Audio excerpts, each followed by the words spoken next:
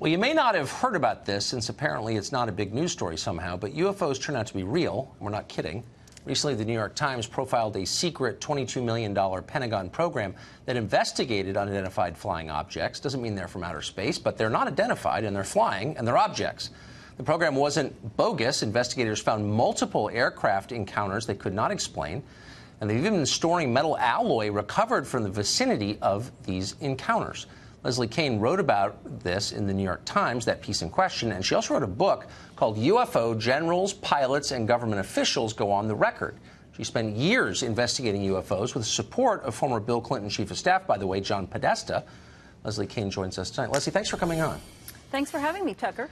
So that piece, I think, vindicated a lot of work that you've been doing for an awfully long time, and certainly got my attention, and I've stopped making fun of people like you and started paying attention. This seems like a huge story. So I know that it's vast and hard to sum up, but if you could just briskly tell us what we think we know about these sightings.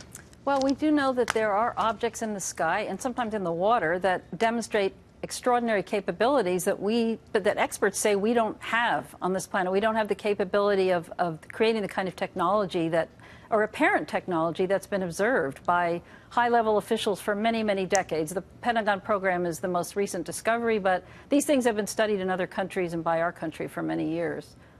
So what percentage of these sightings are we sure are not weather phenomena or experimental aircraft? Well, that's a really good question, because most sightings of UFOs that just people report are identifiable. I mean, we're talking about maybe 5 to 10% of all the sightings that are called in are not explainable. And the ones that are really of interest are the ones reported by military pilots, by commercial pilots, by trained observers, multiple witnesses, ones that are caught on radar, events that have a lot of data to support them and involve very, very credible people.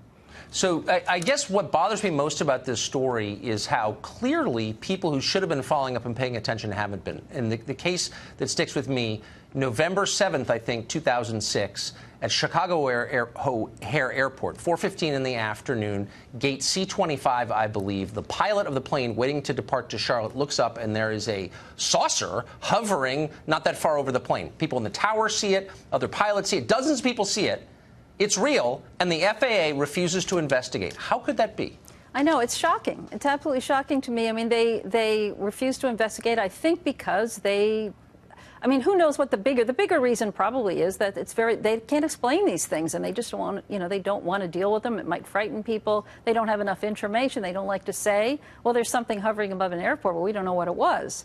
So basically, they will come up with other explanations for it, such as that it was a weather phenomenon. That's what the FAA said about O'Hare, which is really an insult to the pilots who witnessed this thing and many other observers who know that it wasn't weather. I mean, it was a metallic-looking disc-shaped object that hovered over as you said, hovered over a terminal, gate C-17 for about 5 minutes, and then it shot straight up through the clouds. This was an incredible aspect of the thing. It was hovering below a cloud bank, and all of a sudden it just shot straight up really fast through the cloud bank and cut a hole in it. So there was like a cookie-cutter clean hole in the clouds. You could look up and see the blue on the other side. And, as far as anybody knows, as far as I know, and from what I've been told, we don't have machines in the sky that can do things like that. But I mean, this is not a potato field in Maine in the 1950s at 3 in the morning. This is Chicago O'Hare, one of the busiest airports in the world, in the middle of the day, in front of sober witnesses, including pilots and the control tower. And the FAA says we're not that interested. Like, how could that be? Yeah, I know. I mean, it's very bad. I appreciate how baffled you are, Tucker, because I'm baffled too. And you can imagine that the witnesses involved with this, it's an insult to them. I mean, there are many witnesses, and we're talking about military people, high-level people in the Air Force, the Navy, the other military commercial pilots who are just told that we're not interested in what they saw. And it's very difficult for a lot of them because they're patriotic people.